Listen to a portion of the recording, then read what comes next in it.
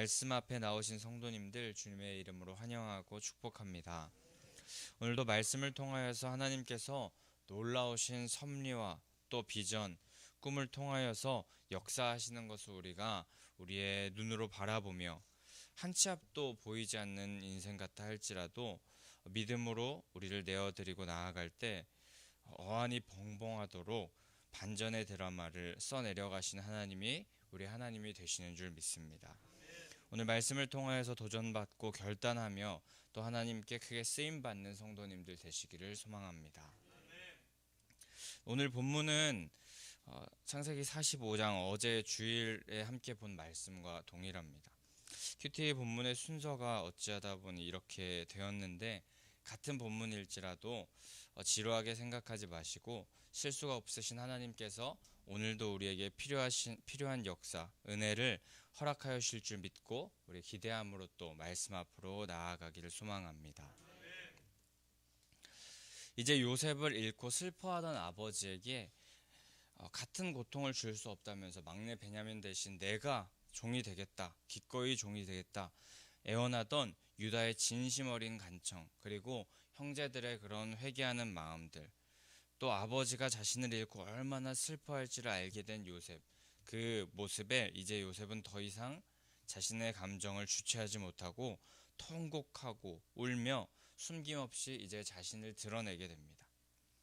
요셉은 시종들을 모두 물은 후에 그 자리에서 형제들 앞에서 울었는데 바로의 궁정에서도 들릴 정도로 울었다고 하니 엄청나게 크게, 너무나도 슬프게, 마음에 너무나도 그 슬픔이 계속 울릴 정도로, 모든 곳에 울릴 정도로 울게 된 것입니다.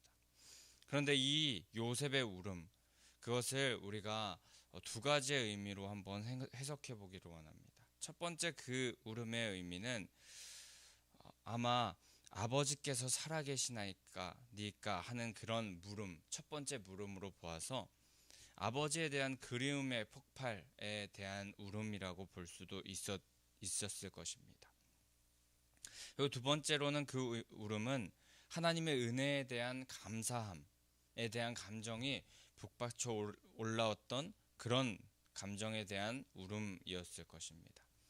요셉은 형들이 스스로 자신의 잘못을 뉘우치게 하기 위하여서 베냐민을 볼모로 삼는 그런 사건을 전개시켰고, 또 형들과 유다는 여러 일련의 이 애굽에서의 사건을 통하여서 아버지와 동생을 위해서 자신이 기꺼이 그 생명을 내어주더라도 그 희생을 감수하기 위한 사람으로 변화되었고, 또 요셉은 모든 역사를 주관하시고 지금까지 이렇게 인도하시고 섭리하셨던 하나님의 은혜가 이렇게 크고 놀랍고 위대하구나라고 하면서 감사하며 목 놓아 울었던 것이었습니다. 하지만 이렇게 우는 요셉을 보고 형들은 그저 놀랐을 것입니다. 요즘 그 젊은 친구들의 그런 말 표현으로 하면 갑자기? 하는 그런 말을 잘 하는데, 앞뒤 맥락도 없이 갑자기 우리를 잡아 죽일 것 같더니 울음을 터뜨리니 난감했을 수 있습니다. 하지만 이 난감해하는 형들 앞에도 요셉은 자신의 정체를 밝히면서 하나님의 섭리하심을 이제 다음과 같이 이야기하게 되는데, 우리 시간 아주 유명한 4절과 5절의 말씀 함께 한 번 더 봉독해 보면 좋겠습니다. 4절부터 5절 함께 봉독합니다. 요셉이 형들에게 이르되 내게로 가까이 오소서. 그들이 가까이 가니 이르되 나는 당신의 아우 요셉이니 당신들이 애굽의 판자라. 당신들이 나를 이곳에 팔았다고 해서 근심하지 마소서. 한탄하지 마소서. 하나님이 생명을 구원하시려고 나를 당신들보다 먼저 보내셨나이다. 아멘. 분명히 형들이 나를 애굽에 팔았던 그런 것은 맞지만, 이는 하나님께서 우리의 목숨을 살려주시려고 나를 먼저 애굽에 보내신 것이기에 걱정하거나 근심하거나 한탄하지 말라고, 또 자책하지 말라고 말합니다. 그리고 이어서 6절부터는 흉년이 지금으로부터 5년 동안 더 계속될 것이니 이 기근 속에서 이스라엘의 생명을 보존하고 이스라엘을 계속하여서 번성하기 위해서 하나님께서 자신을 이곳에 먼저 보내신 것이고, 또 애굽의 총리로 세워주셨다는 놀라운 간증을 요셉이 하게 되는 것입니다. 정말 대단한 반전이 아닐 수 없는 일입니다. 자신을 죽이려고 했고 노예로 팔아 넘기고 아버지에게 거짓으로 죽었다고 꾸며냈던, 그런 소식을 전했던 형들을 어떻게 이렇게 용서할 수 있게 된 것일까요? 만약 요셉이 복수에 눈이 멀었다면 그 똑똑한 머리로 또 그 권력으로 형들을 아주 고통스럽게 벌받게 하고 죽일 수도 있었을 것이고, 또 그냥 신경도 안 쓰고 있었다면 모두 흉년으로 굶어 죽었을 수도 있었습니다. 그리고 하지만 그 이후에 이스라엘의 역사는 잊지 않았을 것입니다. 하지만 하나님께서는 요셉을 준비시키시고 또 그에게 하나님의 꿈을 주셨고 비전을 바라보게 하심으로 하나님의 놀라운 역사를 이루어가고 계셨습니다. 요셉이 애굽의 총리로 발탁된 것이 30살, 30살이었고 7년 풍년 후에 온 지면에 흉년이 들었었고, 흉년이 2년째 이어졌던 그 순간에 애굽에 온 형들을 만났으니 17살 애굽으로 팔려왔던 그 애굽 요셉의 나이를 지금 계산해 보면 이제 그 나이와 함께 그 형들이 만났던 그 시간을 계산해 보면 형들이랑 이제 22년 만에 만나게 된 것이었습니다. 요셉은 단박에 형들을 알아보았지만 형들은 요셉을 알아보지 못했었습니다. 원수는 외나무 다리에서 만난다고 22년 만에 자신을 팔아넘긴 형들을 마주한 그 요셉의 심정, 가해자들은 자신의 잘못을 쉽게 잊어버릴 수 있지만 피해자는 그 당한 일을 절대 잊어버리지 못한다고 하는데, 요셉은 지금 그 최대 강대국인 애굽의 총리였습니다. 그래서 사소한 이유를 대서라도 사람을 죽일 만한 권력을 가지고 있었고, 또 요셉은 이 형들에게 처벌할 수 있도록 모든 조치, 은잔을 넣어놓는 등의 조치를 취해 놓았고, 그 형제들을 벌할 이유는 너무나도 많았습니다. 그러나 요셉은 자신이 요셉임을 드러내 보이지 않고 그들을 떠보면서 그렇게 여러 가지 상황을 만들고, 형들이 자신의 죄를 다 뉘우칠 수 있도록 모든 상황을 만들고, 이제 결국에 모두가 하나님의 놀라우신 구원의 역사를 맛볼 수 있도록 하나님의 인도하심대로 따라가는 요셉의 모습을 보게 되는데, 그렇게 형들을 용서하고 또 하나님의 구원의 역사에 쓰임받게 된 그 원동력, 그것은 바로 창세기 42장 9절에 보면 요셉은 자신 앞에 엎드려서 형들이 있는 모습을 보고 지난 시절 꿈을 기억했다고 합니다. 바로 묶은 곡식단이 자신의 곡식단에게 절하는 모습, 해와 달과 11별이 자신에게 절하는 모습을, 그것을 기억하면서 그 꿈을 생각했다고 하였습니다. 결국에 자신 앞에 엎드려 있는 형들을 보고 나서 그 꿈이 하나님께서 주신 꿈이었고, 그저 자신이 높아지고 또 애굽의 총리가 돼서 군림한다는 의미가 아니라 이렇게 흉년의 때가 다가왔을 때 애굽의 총리로 자신을 두시고 민족을 구원하게 된다는 하나님의 계획을 깨닫게 된 것이고, 그것이 바로 하나님의 구원 역사를 이어갈 수 있게 한, 요셉이 그것을 붙잡고 나아갈 수 있었던 원동력이었던 것입니다. 하나님께서 주신 꿈을 마음에 받고 하나님의 섭리하심을 사랑으로 풀어내려는 모습을 요셉이 가지고 있었던 것입니다. 허나 요셉은 하나님의 비전을 바라보면서 형들을 용서하는 데 또 그치지 않고 더 나아가서 이스라엘을 향하신 하나님의 섭리하심을 계속하여서 이루어 나가기 위하여서 그 다음과 같은 9절 다음 이후의 모습과 같은 준비를 해두었습니다. 자신의 복수에만 이를 갈지 않고 하나님의 놀라운 뜻을 이루어 나가기 위해서 형제들을 안심시키고 또 주님의 큰 뜻을 말하는데, 앞으로 이제 5년 동안이나 더 큰 흉년이 남았는데 그것을 대비하여서 이스라엘을 이제 고센 땅으로 이주시킬 계획을 미리 요셉이 세워두었던 것입니다.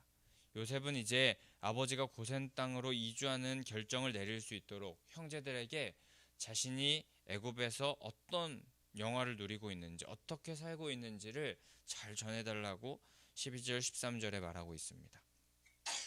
이런 말을 마치고 이제 베냐민과 요셉은 안고 울며 기쁨을 나누었고, 형들과도 입을 맞추며 안고 울면서 형제 간의 사랑이 진정으로 회복되고 하나님의 섭리하심을 맛보게 되는 시간을 갖게 되었습니다.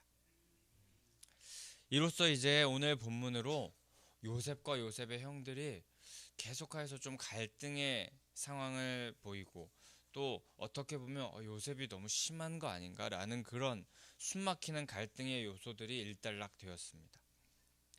오늘 우리는 하나님의 놀라운 그 한 사람을 향한 계획이 한 사람뿐만 아니라 가족에게만 그치지 않고 또 이스라엘까지, 나라에까지, 민족에게까지 이어지는 것을 우리가 보면서 자기를 쳐서 복종시키며 하나님의 뜻을 따랐던 그 요셉의 모습을 우리가 보게 됩니다.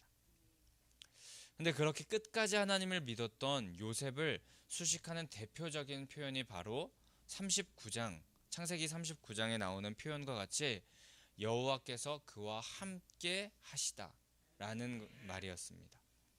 그런데 이 참 놀라운 이 요셉을 수식하는 이 표현이 나타나는 시점은 바로 애굽의 보디발 장군의 집에 노예로 팔려왔을 때 이 표현이 사용되었습니다. 그는 믿음의 집안에 태어나서 믿음의 자녀로 자랐습니다. 그러나 그 어린 시절에 분명히 그 말씀을 보고 또 예배를 드리면서 하나님을 사랑하는 자이기도 했겠지만, 성경에는 한 번도 그 이전엔 하나님께서 그와 함께 하시다, 여호와께서 그와 함께 하시다 라는 표현이 나타나지 않다가 노예로 팔려왔을 때 비로소 여호와께서 그와 함께 하셨다, 하나님과 동행하는 삶을 살았다 라고 그렇게 표현하는 모습이 드러나게 됩니다. 이 말인즉슨 그가 믿음의 가정에서 성장했을 때도 분명 하나님의 말씀을 바라보면서 살았겠지만, 어려움과 고난, 또 말도 안 되는 수렁에 빠진 그 순간에도 주님을 향한 끈을 놓지 않고 인생의 주인이신 하나님을 바라보고 하나님과 동행하기를 놓지 않고 끝까지 그렇게 바라보며 나아갔다는 말이 되는 것입니다. 요셉은 하나님의 비전을 품었기 때문에 그가 꾼 꿈들을 말하지 않을 수 없었고, 결국 깊은 구덩이에 빠지고 애굽의 종으로 팔려가게 되었었습니다. 그래서 누군가에게는 이렇게 애굽의 종으로 팔려가고 죄수가 되는 이 모습들이 절망의 포인트가 될 수 있었겠지만, 요셉의 인생에서는 오히려 하나님을 더 깊이 경험할 수 있는 인생의 터닝 포인트가 되었던 것입니다. 하나님의 역사를 말씀으로만 들었고 꿈으로만 꾸었지만, 이 터닝 포인트를 통하여서 몸으로, 눈으로, 삶으로 직접 체험할 수 있는 놀라운 자리에 설 수 있게 된 것이었습니다. 요셉은 집에서 아름다운 채색 옷을 입고 예배드리는 과정에서도 그 하나님을 만났겠지만, 섭리하시는 하나님은 광야의 흙 구덩이 안에서 발가벗겨진 채 흙투성이에 보잘것없는 모습으로 있을 때 그 꿈을 이루시는 하나님, 비전을 행하시는 하나님, 섭리하시고 역사하시는 하나님을 만나게 된 것이었습니다. 형들에게 버려지고 종으로 팔려서 언제 죽을지도 모르는, 그리고 어떻게 이렇게 내가 변하게 되었을까 하면서 인생을 허비하게 될지도 모르는 그런 완전히 인생이 망한 요셉이 아니라 하나님께서 함께 하시는, 하나님과 동행하는, 하나님의 꿈을 이루는 현장에 서게 된 요셉으로 변하게 된 것입니다. 그러나 우리가 이전 말씀들을 통해 분명히 알 수 있듯이 이렇게 하나님과 동행한다고 하여서 또 하나님의 꿈을 이루는 현장에 서기까지 그 삶을 살아간다고 하여서 그 삶이 평탄하고 너무나도 좋고 안락하고 세상이 보기에 참 순탄한 길을 가는 것만은 아니었었습니다. 누명을 쓰고 죄수가 되었고 잘못된 모습으로 살아가는 것 같은 세상의 눈으로 볼 때는 그런 모습을 보일 때도 있었지만 그런 상황 속에서도 요셉은 여전히 하나님과 동행하는 삶을 포기하지 않았었습니다. 그런 그를 하나님께서는 애굽의 총리가 되도록 역사해 주신 것이었습니다. 그리고 요셉은 하나님께서 자신이 애굽의 총리로 이렇게 부름받았는데 그렇게 세워주신 이유를 총리가 된 지 9년째 자신을 팔아넘긴 형들을 만나고서야 진정으로 깨달을 수 있었습니다. 바로 형들이 자신의 죄를 뉘우치고 회개하는 자리로까지 나아갈 수 있게 하는 것, 그리고 관계가 회복되게 하는 것, 또 그러므로 말미암아서 이스라엘의 기근으로부터 구원하게 하시려는 하나님의 그 놀라우신 계획이 자신의 삶을 통해 이루어진다는 사실, 모든 순간에 걸쳐서 역사하시는 그 하나님, 자신을 이 자리에 놓고 세우셔서 그 모든 민족을 구원하시려는 그 하나님의 섭리하심을 그제서야 깨닫게 된 것입니다. 이 놀라운 꿈과 비전이 이루어진 사실 앞에 요셉은 형제들을 향하여서 원망할 수도 없었고 미워할 수도 없었던 것입니다. 오히려 그렇게 선하게 인도하시던 섭리의 하나님, 그렇게 끝까지 모든 큰 그림을 그려놓고 자신을 선하게 인도하셨던 그 하나님을 찬양하고 경배할 수밖에 없었던 것입니다. 오늘 함께 본 본문에서 하나님께서는 요셉의 형들을 구원하기 위하여서 요셉을 애굽에 보내셨는데 그거와 같이 우리를 구원하시기 위하여서 먼저 이 땅에 보내신 분이 계시니 바로 예수 그리스도이십니다. 하나님은 예수님을 먼저 이 땅에 보내셔서 우리를 구원해 주셨습니다. 그렇다면 우리를 향하신 그 하나님의 마음, 그것은 요셉을 통해 온 이스라엘이 구원을 받게 된 역사와 같이 우리를 통하여서 예수 그리스도께 받은 구원의 감격을 주님을 모르고 믿지 않는 사람들에게도 전하며 그들을 구원하는 일이 될 것이기도 할 것입니다. 그 구원의 뜻을 이루고자 주님께서 우리들도 먼저 이 땅 가운데 삶의 자리 가운데 먼저 보내셨다는 사실을 우리가 기억해야 할 것입니다. 그래서 우리가 이 시간 우리가 살아왔던 인생의 뒤를 돌아보기를 원합니다. 힘든 순간, 고통의 순간, 어려운 순간, 또 슬펐던 순간, 이 모든 순간이 우리를 향하신 하나님의 섭리의 하심이 함께하는 순간이었습니다. 그렇게 우리는 불평할 수도 원망할 수도 없습니다. 그리스도인으로 살면서 왜 주님 나를 이렇게 어려운 삶 가운데 놓으셨습니까? 왜 이렇게 어렵게 살게 하십니까? 라는 생각을 가지면서 세상의 눈으로 보기에 세상이 말하는 성공과 좋은 것만이 우리에게 다가와야 할 이유가 하나도 없습니다. 하나님은 놀라운 계획을 가지고 우리의 삶을 인도하고 계시며 그 계획은 지금도 우리 머리로는 이해할 수 없는 너무나도 숭고하고도 고상한 계획입니다.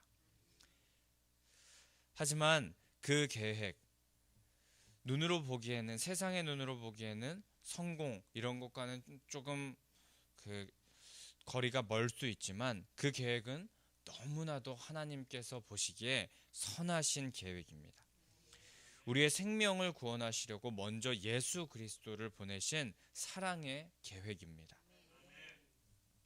그렇기 때문에 우리 이제 이 요셉이 나오는 본문의 말씀을 보면서 그저 꿈은 이루어진다 라고 외치면서 내가 꿈꾸는 세상적인 성공, 돈, 명예만을 위한 그런 삶으로 이 성경의 말씀을 끼워 맞추지 마시고 요셉과 같이 하나님과 동행하며 우리에게 허락하신 삶의 자리에서 어렵거나 힘들거나 슬프거나 외롭거나 낙심될 때에도 주님의 비전을 바라보며 그 비전을 함께 이루어가는 자가 되겠다고 고백하는 자 되시기를 소망합니다. 하나님을 사랑하고 이웃을 사랑하며 또 존중하고 아끼는 복된 시간들로 우리의 인생들을 채워나가야 할 것이며, 주님의 구원의 역사를 위해 우리의 힘을 다하여서 열심히 헌신하는 새 예루살렘 성전의 일꾼들 우리 모두가 되기를 소망합니다. 우리에게 또 이제 새로운 성전을 허락하시고 우리에게 새로운 사역과 비전을 허락하여 주실 그 하나님 앞에 주님, 세상의 사정 형편에 낙심하지 않고 어떤 상황 속에서도 끝까지 하나님의 비전 제가 이루어드리는 자 되겠습니다 고백하면서 하나님과 같은 곳을 우리가 바라보며 함께 그 아름다운 사명 감당하는 자 모든 성도님들 되시기를 간절히 소망하고 축복합니다. 우리 그럼 이 시간에 함께 347장 찬송하신 후에 함께 우리 하나님의 비전 함께 바라보면서 이루어가는 자 되게 하여 달라고 기도하는 시간 갖도록